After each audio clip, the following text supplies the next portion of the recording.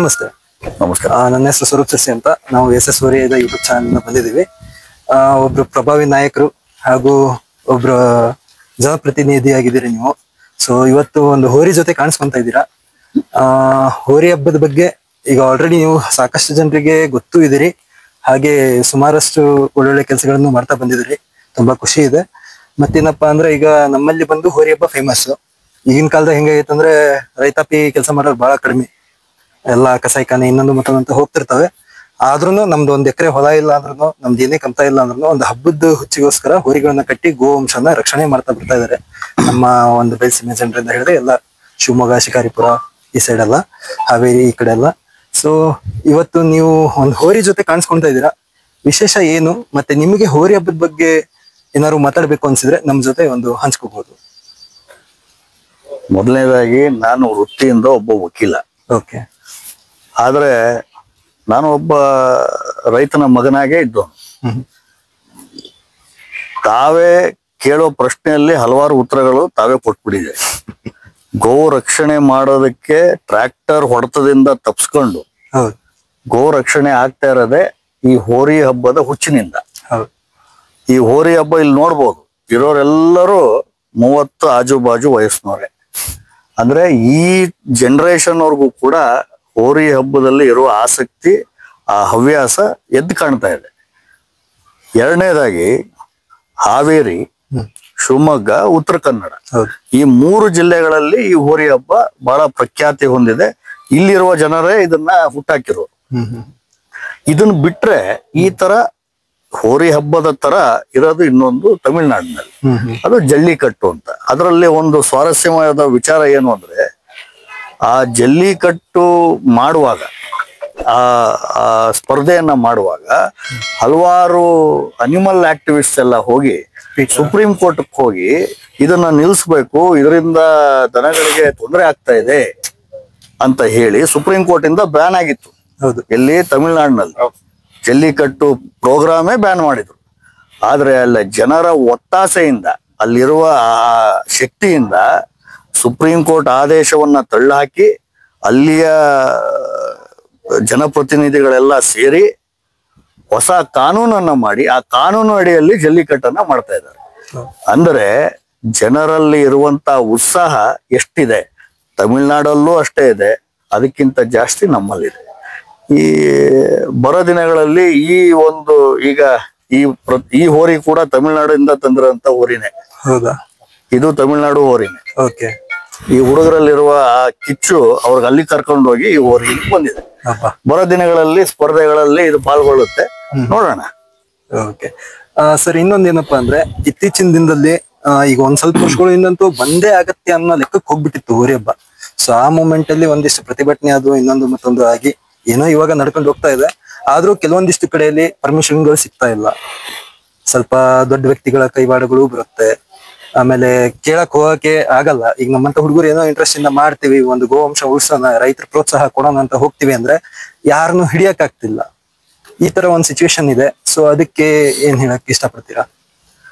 ಇದು ತಲತಲಾಂತರದಿಂದ ನಡ್ಕೊಂಡ್ ಬಂದಿರುವಂತ ಒಂದು ಸ್ಪರ್ಧೆ. ಹೌದು.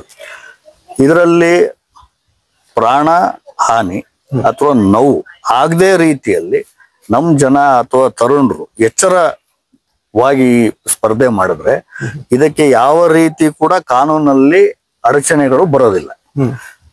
ಆದ್ರೆ ಬೇರೆ ಬೇರೆ ರೀತಿಯಲ್ಲಿ ಇದನ್ನ ನಿಲ್ಸೋದಕ್ಕೆ ಪ್ರಯತ್ನ ಮಾಡಿದ್ದಂತ ಸಂದರ್ಭದಲ್ಲಿ ಜನನೇ ಉತ್ತರ ಕೊಡ್ತಾರೆ. ನಮ್ ಜನ ಏನು ದಡ್ರಲ್ಲ.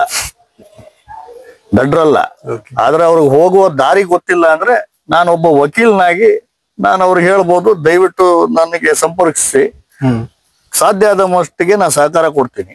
ಬರೋ ದಿನಗಳಲ್ಲಿ ಇದು ಉಳಿಸ್ಬೇಕು. ಇಲ್ಲ ಅಂದ್ರೆ ಏನಾಗುತ್ತೆ, ಈ ಸಿಟಿಯಲ್ಲಿ ಇರುವಂತ ಈ ಮೊಬೈಲ್ ಹವ್ಯಾಸ ಅದು ಹಳ್ಳಿಗಳಿಗೂ ಪರ್ಕೊಲೇಟ್ ಆಗುತ್ತೆ. ಅಟ್ಲೀಸ್ಟ್ ಹಳ್ಳಿಗಳಲ್ಲಿ ಈ ತರ ಸ್ಪರ್ಧೆ ಇರೋದ್ರಿಂದ ಮೊಬೈಲ್ ಬಿಟ್ಟು ಮಕ್ಕಳು, ಹುಡುಗರು ಎಲ್ಲ ಹೊರಗೆ ಬಂದು ಈ ಸ್ಪರ್ಧೆಯಲ್ಲಿ ಪಾಲ್ಗೊಂಡು ಈ ಆಟದಲ್ಲಿ ಉತ್ಸಾಹನ ತೋರಿಸ್ತಾರೆ, ಖುಷಿಯನ್ನ ಕಾಣ್ತಾರೆ. ಇಲ್ಲ ಅಂದ್ರೆ ಮತ್ತೆ ಅದೇ ಮೊಬೈಲ್ ಅಲ್ಲಿ ಸಿಟಿಯಲ್ಲಿರುವ ಹುಡುಗರ ರೀತಿಯಲ್ಲಿ ಹಾಳಾಗ್ತಾರೆ. ಆದ್ರಿಂದ ಇದರಲ್ಲಿ 2 ಬೆನಿಫಿಟ್. ಒಂದು, ಹೋರಿಯ ಗೋರಕ್ಷಣೆನೂ ಆಗುತ್ತೆ, ಅದಕ್ಕೆ ಕೊಡ್ಬೇಕಾಗಿರುವ ಸ್ಥಾನಮಾನನೂ ಸಿಗುತ್ತೆ, ಪ್ಲಸ್ ನಮ್ ತರುಣರು ಕರೆಕ್ಟ್ ದಾರಿಯಲ್ಲಿ ಇರ್ತಾರೆ.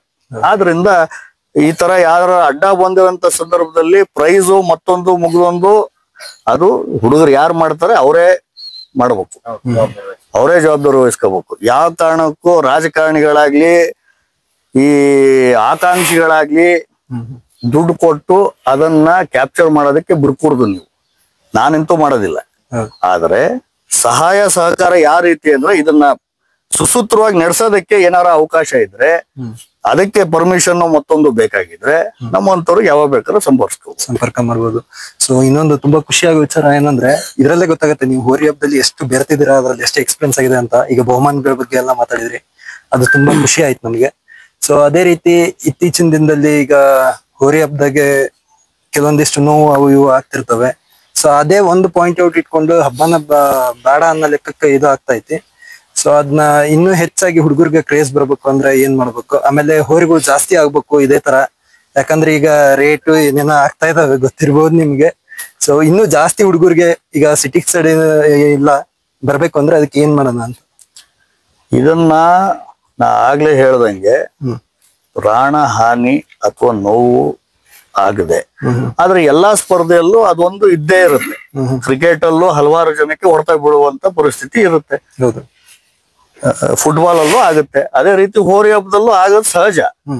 ಆದ್ರೆ ಆದಷ್ಟು ಮಟ್ಟಿಗೆ ಅದನ್ನ ಲಿಮಿಟ್ ಅಲ್ಲಿ ಇಟ್ಕೊಂಡು ಇಮಿಡಿಯೇಟ್ಲಿ ಚಿಕಿತ್ಸೆಗೆ ಬೇಕಾಗಿರುವಂತ ಸಹಕಾರಗಳನ್ನ, ಆಂಬ್ಯುಲೆನ್ಸ್ ಗಳನ್ನ, ಡಾಕ್ಟರ್ ಗಳನ್ನ ವ್ಯವಸ್ಥೆಯನ್ನ ಮಾಡ್ಕೊಂಡು ಜಿಲ್ಲೆಯ ಅಡ್ಮಿನಿಸ್ಟ್ರೇಷನ್ ಜೊತೆಗೆ ಸಮನ್ವಯನ್ನ ಮಾಡಿಕೊಂಡು ಹುಡುಗರು ಇದು ಮಾಡಿದ್ದಲ್ಲಿ ಆ ಪ್ರಕ್ರಿಯೆ ಆಗ್ಲಿ ಆ ಹಬ್ಬ ಅತ್ಯಂತ ಯಶಸ್ವಿಯಾಗಿ ನಡೆಸಬಹುದು ಅಂತ ನನ್ನ ಭಾವನೆ. ಹೋರಿಯ ಈಗ ಇನ್ನೊಂದು ಕೇಳಿದ್ರಿ, ಹೋರಿ ಹಬ್ಬದ ಹೋರಿಗಳ ರೇಟ್ ಎಲ್ಲೆಲ್ಲೋ ಹೋಗ್ತಾ ಇದೆ ಅಂತ. ಅದ್ರ ಅರ್ಥ ಏನು ಅಂದ್ರೆ ಜನರಲ್ಲಿ ಹೋರಿ ಹಬ್ಬಕ್ಕಿರುವ ಕ್ರೇಜು ಕಾಣುತ್ತೆ. ಹೋರಿ ಹಬ್ಬಕ್ಕೆ ರೇಟ್ ಇಲ್ಲ, ಹೋರಿಗೆ ರೇಟ್ ಇಲ್ಲ ಅಂದ್ರೆ ಹೋರಿ ಹಬ್ಬ ಯಾರಿಗೂ ಇಷ್ಟ ಆಗ್ತಾ ಇಲ್ಲ ಅಂತ ಅರ್ಥ. ಯಾವಾಗ ಹೋರಿಗೆ ರೇಟ್ ಜಾಸ್ತಿ ಆಗುತ್ತೆ ಅವಾಗ ಅದ್ರ ಅರ್ಥ ಏನು, ಹೋರಿ ಹಬ್ಬಕ್ಕೆ ಅಷ್ಟು ಕ್ರೇಜ್ ಇದೆ. ಇದನ್ನ ಹೂಳಕ್ಕೆ ಅಂತೂ ಯೂಸ್ ಮಾಡ್ತಾ ಇಲ್ಲ ಇವ್ರು, ಬಿಡ್ತಾ ಇಲ್ಲ. ಈ ಹುಡುಗ ಇದನ್ನ ಹಿಡ್ಕೊಂಡ್ರದೆ ಎದಕ್ಕೆ, ಹಬ್ಬಕ್ಕೆ ವರ್ಷದಲ್ಲಿ 2 ಸತಿ ಮಾಡ್ಬೋದು ಹಬ್ಬನ, ಕರೆಕ್ಟ್. ಆ 2 ಸತಿಗೆ ಅಷ್ಟು ದುಡ್ಡು ಹಾಕಿ ತಗೊಂಬಂತಾರೆ ಅಂದ್ರೆ ಹೋರಿನೂ ಉಳಿತು, ಹೋರಿಗೆ ರೇಟು ಬಂತು, ಅದನ್ನ ಅಷ್ಟು ಚೆನ್ನಾಗಿ ನೋಡ್ಕೊಂತಾನೆ, ಪ್ಲಸ್ ಹಬ್ಬನು ಸೇಫ್ ಆಗಿ ಆಚರಣೆ ಮಾಡ್ಬೋದು.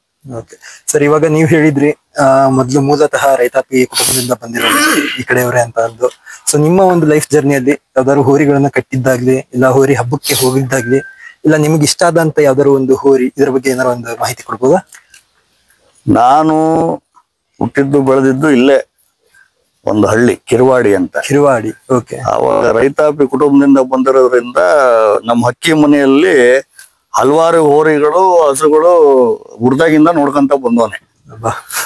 ಆದ್ರೆ ಹೋರಿ ಹಬ್ಬನ ನೋಡಿದ್ದು ಕೂಡ ನಮ್ಮ ಹಳ್ಳಿಯಲ್ಲೇ ಹೋರಿ ಹಬ್ಬವನ್ನ ಆಚರಿಸ್ತಾರೆ. ಪ್ರತಿ ವರ್ಷ ಮಾಡ್ತಾರೆ ಅಥವಾ 3 ವರ್ಷಕ್ಕೆ ಒಂದ್ಸತಿ ಮಾಡ್ತಾರೆ. ಹೆಂಗಿಂಗ್ ದುಡ್ಡು ಸಂದಾಯ ಆಗುತ್ತೆ ಹಂಗ್ ಮಾಡ್ತಾರೆ. ಆ ಹೋರಿ ಹಬ್ಬದಲ್ಲಿ ಪಾಲ್ಗೊಂಡಿದ್ದೀನಿ. ಇತ್ತೀಚಿನ ಹೋರಿ ಹಬ್ಬದಲ್ಲಿ ಹೋರಿಗಳ ಹೆಸರು ಜ್ಞಾಪಕ ಇಟ್ಕೊಳ್ಳೋದು ಬಹಳ ಕಷ್ಟ ಆಗ್ತಾ ಇದೆ. ಅವಾಗೆಲ್ಲ ಭೀಮ, ರಾಜ ಅಂತ ಇರ್ತಾ ಇದ್ವು, ಇವಾಗ ಡ್ರ್ಯಾಗನ್ ಆಗಿದೆ. ಹಾಗಾಗಿ ಹೆಸರಲ್ಲಿ ಏನಿಲ್ಲ, ಅಲ್ಟಿಮೇಟ್ಲಿ ಯಾವ ಹೋರಿ ಚೆನ್ನಾಗೆ ಇವ್ರ ಕೈ ಸಿಗ್ಲಿಲ್ಲಂಗ್ ಓಡುತ್ತೆ ಅದು ಒಳ್ಳೆಯ ಹೋರಿ ಅಂತ ಹೇಳ್ಬೋದು. ಓಕೆ, ತುಂಬಾ ಖುಷಿ ಆಯ್ತು ಸರ್. ಅದೇ ಹೇಳಿದ್ರಿ, ಈಗ ಮಾಡರ್ನೈಸೇಷನ್ ಬಂದಂಗು ಹೆಸರಲ್ಲೂ ಬಹಳ ವಿವಿಧತೆ ಬರ್ತಾ ಇದಾವೆ ಹಿಂಗೆ ಅಂತ. ಸೊ ಈಗ ಆಲ್ರೆಡಿ ನೀವು ಹಬ್ಬ ಅಂತೂ ನೀವೇ ಹೇಳಿ, ಈಗ ನಿಮ್ಮೂರಲ್ಲಿ ಮಾಡ್ತಿರ್ತಾರೆ 3 ವರ್ಷಕ್ಕೊಂದ್ಸತಿ ಹೀಗೆ ಅಂತ ಅಂದು. ಹಬ್ಬಕ್ಕೆ ಹೋದವಾಗ ಇಡೀ ಒಂದು ಹಬ್ಬ ಅನ್ನೋ ಒಂದು ಸೆಗ್ಮೆಂಟ್ ಅಲ್ಲಿ ನಿಮ್ಗೆ ಇಷ್ಟ ಆದಂತ ಒಂದು ಪಾಯಿಂಟ್ ಯಾವ್ದು? ಆ 2 ಬ್ಯಾರಿಕೇಡ್ ನಡುವೆ, ಆ 2 ಬ್ಯಾರಿಕೇಡ್ ನಡುವೆ ಒಂದು 50 ರಿಂದ 100 ಜನ ನಿಂತಿರ್ತಾರಲ್ಲ ಇಂಥವ್ರು, ಅವ್ರು ನೋಡಿದ್ರೆ ಭಾರಿ ರೋಮಾಂಚನ ಆಗುತ್ತೆ. ಯಾಕೆಂದ್ರೆ ಯಾವಾಗ ಏನಾಗುತ್ತೋ ಅವ್ರಿಗೆ ಗೊತ್ತಿರಲ್ಲ. ಆದ್ರೂ ಅಲ್ಲಿ ನಿಂತ್ಕೊಂಡು ಅದನ್ನ ಆಟ ಆಡೋದಕ್ಕೆ ಅದ್ರ ಹವ್ಯಾಸ ತೋರಿಸ್ತಾರಲ್ಲ, ಅವರಲ್ಲಿ ಎಷ್ಟು ರೋಮಾಂಚನ ಇರುತ್ತೆ, ಹೊರ ನಿಂತ್ಕೊಂಡು ನಮ್ಮಂತವ್ರು ನೋಡೋರ್ಗು ಅಷ್ಟೇ ರೋಮಾಂಚನ ನಾವು ನೋಡ್ಬೋದು. ಹೋರಿ, ಒಳ್ಳೆ ಹೋರಿ ಓಡುವಾಗ ಸುಮ್ನೆ ನಡ್ಕೊಂಡ್ ಬಂದ್ರೆ ಮಜಾ ಇರೋದಿಲ್ಲ. ಅದನ್ನ ಇವ್ರು ಯಾರಿಗೂ ಕೈ ಸಿಗ್ಲಿಲ್ಲ ಓಡ್ತಾ ಇರ್ಬೇಕು, ಇವ್ರು ಅದನ್ನ ಹಿಡಿತಾ ಇರ್ಬೇಕು. ಅದೇ ಈ ಸ್ಪರ್ಧೆಯ ಒಂದು ವಿಶಿಷ್ಟತೆ ಅಂತ ನನಗನ್ಸುತ್ತೆ. ಅದು ನನಗೆ ಬಹಳ ಇಷ್ಟ ಆಗುತ್ತೆ. ಓಕೆ ಸರ್, ಈಗ ನೀವೇ ಹೇಳಿದ್ರಿ, ನೀವು ಈಗ ಒಂದು ಹಾವೇರಿ ಜಿಲ್ಲೆ ಮನೆ ಮಗ, ನೀವು ಮೊದ್ಲಿಂದನೂ ಇಲ್ಲೇ ಬಂದಿರೋರು. ಸೊ ಈಗ ಒಂದು ವರ್ಕಲ್ಲೆಲ್ಲ ಇದ್ದೀರಾ. ಮುಂದಿನ ದಿನಮಾನಗಳಲ್ಲಿ ಹೋರಿ ಕಟ್ಟಬೇಕು, ಹೋರಿ ಹಬ್ಬದಲ್ಲಿ ನೀವು ಪಾಲ್ಗೊಳ್ಬೇಕು ಅನ್ನೋದೇನಾರು ಇದೆನಾ? ಸದ್ಯಕ್ಕೆ ನಮ್ಮವ್ರು ಎಲ್ಲರೂ ಕಟ್ಕೊಂತ ಇದಾರೆ. ಈ ನಾನು ಶುರು ಮಾಡಿದ್ರೆ ಅವ್ನು ನನಗೆ ಬೈತಾನೆ, ಇನ್ನೂ ರೇಟ್ ಜಾಸ್ತಿ ಮಾಡ್ತಿದ್ರು ನೀವು ಅಂತ. ಅದಕ್ಕೆ ಅವ್ರು ತಂದಿರೋ ಹೋರಿಯಲ್ಲೇ ನಾವು ಮಜಾ ತಗೊಂಡ್ಬಿಡ್ತೀವಿ. ತುಂಬಾ ಖುಷಿ ಆಯ್ತು ನಿಮ್ ಜೊತೆ ಒಂದು ಮಾತನಾಡಿ. ಇದ್ರಲ್ಲೇ ಗೊತ್ತಾಗತ್ತೆ ಒಂದು ಹೋರಿ ಹಬ್ಬದ ಹುಡುಗರಿಗೆ ಮುಂದಿನ ದಿನಮಾನಗಳಲ್ಲಿ ನಿಮ್ ಕಡೆಯಿಂದ ಎಷ್ಟು ಪ್ರೋತ್ಸಾಹ ಸಿಗತ್ತೆ ಅನ್ನೋದನ್ನ ಈ ಮಾತುಗಳಲ್ಲೇ ನಮ್ಗೆ ಅರ್ಥ ಆಗ್ಬಿಡ್ತು. ಇದು ನಾವು ಬಹಳ ಖುಷಿ ಪಡ್ಬೇಕಾಗಿರೋ ವಿಚಾರ. ಧನ್ಯವಾದಗಳು ಸರ್. ನಮಸ್ಕಾರ. ಸಮಸ್ತ ಹೋರಿ ಹಬ್ಬದ ಅಭಿಮಾನಿಗಳಿಗೆ ತಿಳಿಸೋದೇನಪ್ಪಾ ಅಂದ್ರ, ನಮ್ಮ ಹೋರಿ ಹಬ್ಬಕ್ಕ ಆನೆ ಬಲ ಬಂದಂಗಾಗೈತಿ. ನಮ್ಮ ಹೋರಿ ಹಬ್ಬ ಯಾವ್ದ ಕಾರಣಕ್ಕೂ ನಿಲ್ಲಾರ್ದಂಗ ಮಾಡ್ಲಾರ್ದಂಗ ಹಬ್ಬ ಮಾಡ್ತೇವಿ ಅಂತೇಳಿ ಶಕ್ತಿ ತುಂಬ್ಯಾರ ನಮ್ಮ ಸಂದೀಪ್ ಪಾಟೀಲ್ ಸರು. ಯಾವತ್ತು ನಮ್ ಹೋರಿ ಹಬ್ಬ ನಿಲ್ಲಾರ್ದಂಗ ಹಬ್ಬ ಮಾಡಿಸ್ಕೊಡ್ತೇವಿ. ನಿಮ್ದೇನ ಇದ್ರೂನು ಹೋರಿ ಹಬ್ಬಕ್ಕ ಪ್ರಾಬ್ಲಮ್ ಬಂದ್ರ ನಮ್ ಕಡೆ ಬರ್ರಿ, ಆ ಹೋರಿ ಹಬ್ಬನ ನಾನ್ ನಿಂತು ನಡೆಸ್ಕೊಡ್ತೇನೆ ಅಂತೇಳಿ ಶಕ್ತಿ ತುಂಬ್ಯಾರ. ಈ ಹೋರಿ ಹಬ್ಬಕ್ಕ ಹಾನಗಲ್ ಕ್ಷೇತ್ರ ಅಷ್ಟ ಅಲ್ದ, ಇಡೀ ಹೋರಿ ಹಬ್ಬ ಶಿವಮೊಗ್ಗ, ಉತ್ತರ ಕನ್ನಡ ಮತ್ತ ನಮ್ಮ ಹಾವೇರಿ ಭಾಗದ ಎಲ್ಲಾ ರೈತಾಪಿ ಜನರು ಸಂದೀಪ್ ಪಾಟೀಲ್ ಸರ್ಗೆ ಕೃತಜ್ಞತೆಯನ್ನ ಸಲ್ಲಿಸ್ತೀವಿ ಎಲ್ಲಾ ಹೋರಿ ಹಬ್ಬದ ಅಭಿಮಾನಿಗಳಿಂದ. ಯಾಕಪ್ಪ ಅಂತಂದ್ರ ನಮ್ ಹೋರಿ ಹಬ್ಬಕ್ಕ ಶಕ್ತಿ ತುಂಬಿ ಅವರು ಬೆನ್ನೆಲುಬಾಗಿ ನಿಲ್ತೇವಿ ಹೋರಿ ಹಬ್ಬಕ್ಕ ಅಂತಂದ್ ಹೇಳ್ಯಾರ.